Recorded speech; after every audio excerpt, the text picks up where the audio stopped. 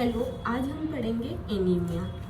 Anaemia कैसे होता है, क्यों होता है, एनीमिया कितने टाइप के होते हैं। बहुत इम्पोर्टेंट टॉपिक है, इसलिए आप लोग सभी अच्छे से समझना, ठीक है। कुछ ना समझ में आए तो कमेंट करके पूछ भी लेना। आज हम पढ़ेंगे एनीमिया, ठीक है।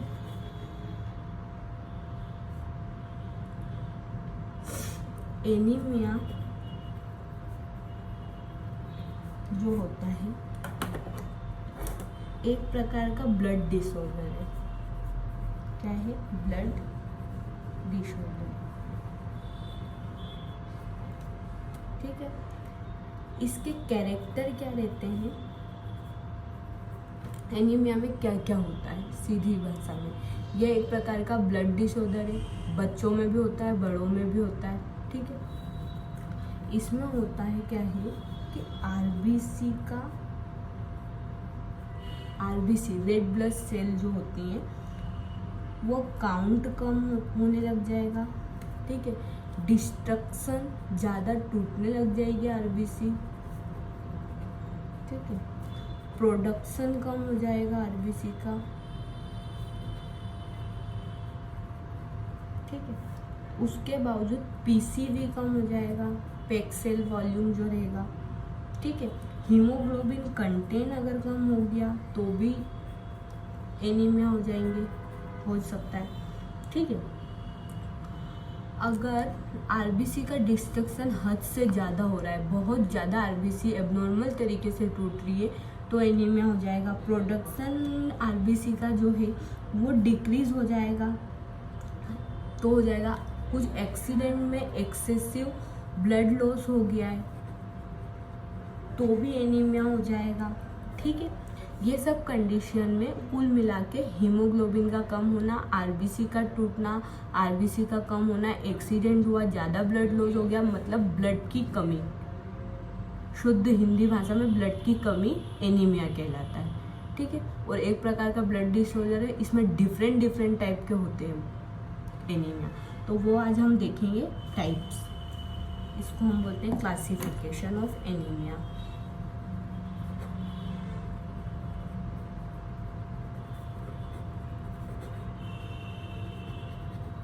क्लासिफिकेशन ऑफ एनीमिया 2 टाइप के होते हैं। एक तो होते हैं मॉर्फोलॉजिकल और एक होता है इटियोलॉजिकल, ठीक है। एक तो हम देखेंगे कि MCV MCH ये कम हो रहा है, और एक हम देखेंगे किस न्यूट्रिशन किस की ब्लड डिसऑर्डर, मतलब उसमें हीमोरेज हो रहा है, न्यूट्रिशन की कमी हो रही है, कुछ ऑर्गन में डिसऑर्डर हो रहा है इटियोलॉजिकल के बेस पे, ठीक है। तो मैं इधर बताती हूँ आप लोगों को। मॉर्फोलॉजी के बेस पे कितने प्रकार के होते हैं।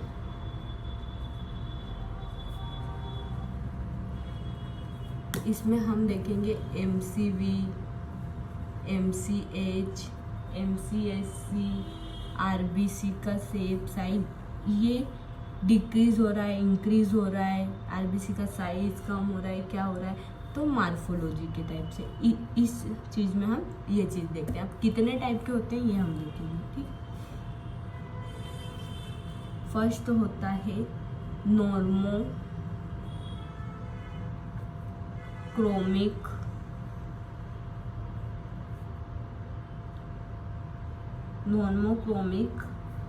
नॉर्मोसाइटिक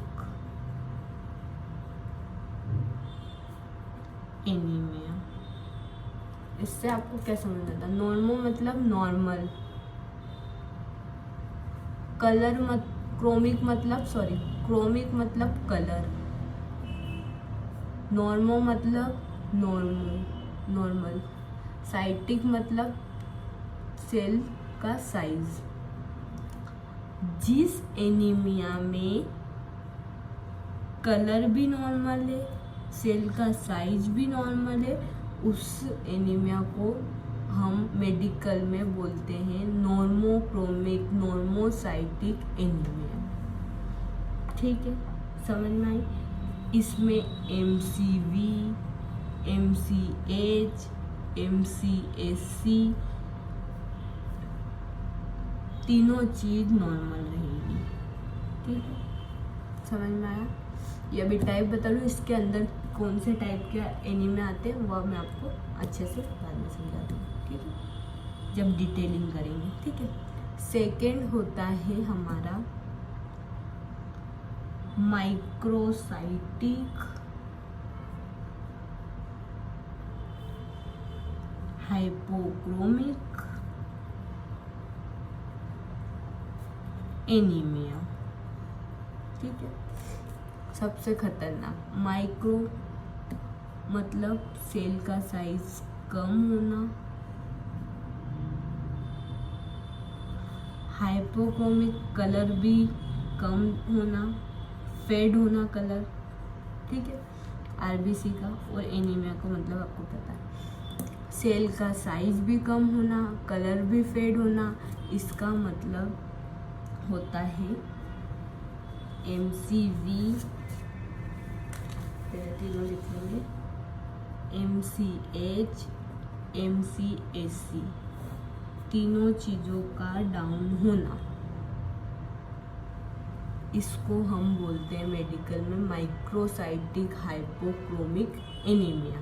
ठीक है, उसके बाद आता है थर्ड आता है हमारा नॉर्मोक्रोमिक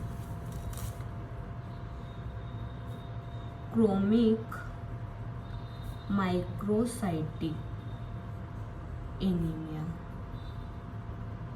इसमें होगा नॉर्मो मतलब नॉर्मल, क्रोमिक मतलब कलर, माइक्रो मतलब कम होना या छोटा होना, सेल का साइज, साइटिक मतलब, और एनीमिया का मतलब आप सभी को पता है, MCV, MCH, MCSC।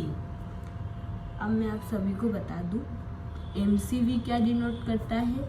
सेल का साइज। ठीक है, MCH क्या डिनोट करता है? दोनों क्या? कलर, एबनॉर्मल स्ट्रक्चर डिनोट करेंगे। ठीक, इसमें MCV कम हो जाएगा, MCH कम हो जाएगा, और ये MCSC मतलब कलर, मेनली MCH क्या करता है? कलर, ये नॉर्मल रहेगा। तो उसको हम बोलेंगे नॉर्मोक्रोमिक माइक्रोसाइटिक एनीमिया, मतलब जिसमें कलर तो नॉर्मल है लेकिन सेल का साइज छोटा है। ठीक है, अब हमारा आता है फोर्थ, जिसमें आएगा हाइपोक्रोमिक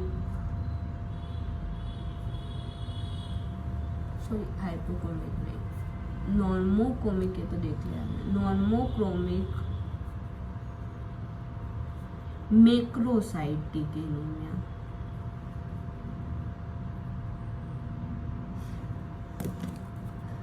भैया कलर तो नॉर्मल है, ठीक है, नॉर्मल कलर, मैक्रो मतलब बड़ा, सेल का साइज बड़ा होना, इंक्रीज होना, और एनीमिया का मतलब आपको पता है।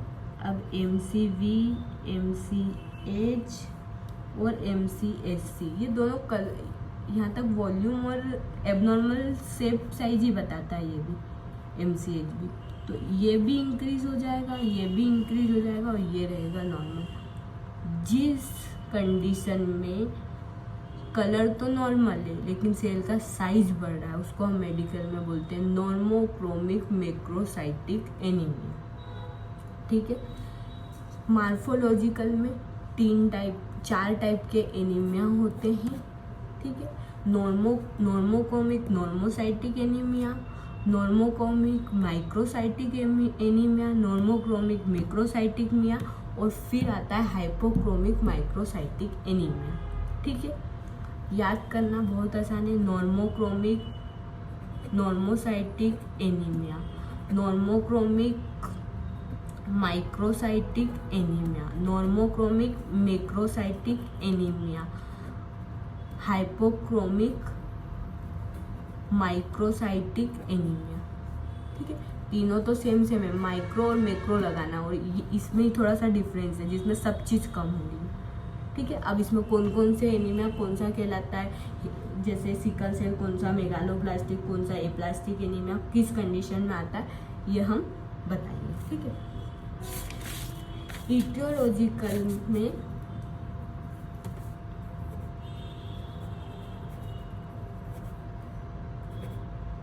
देखेंगे, एक होता है हीमोरेजिक एनीमिया। ठीक है, ईटियोलॉजिकल में ऐसा नहीं है कि अब ये नॉर्मोसाइटिक इनमें सेल साइज नहीं बढ़ेगा, जो एनीमिया है जिसमें इसके एग्जांपल बताऊंगी वो एनीमिया ईटियोलॉजिकल में भी आ सकता है। जैसे एप्लास्टिक एनीमिया का एग्जांपल ये, तो एप्लास्टिक एनीमिया में बोन मेरो का डिसऑर्डर होता है, तो ईटियोलॉजिकल में भी हम उसको लिख सकते हैं। ठीक है, बाकी कन्फ्यूजन क्रिएट होगा इसलिए नहीं लिख लूँगा। हीमोलाइटिक एनीमिया, ठीक है, उसके बाद न्यूट्रिशन डेफिशिएंसी,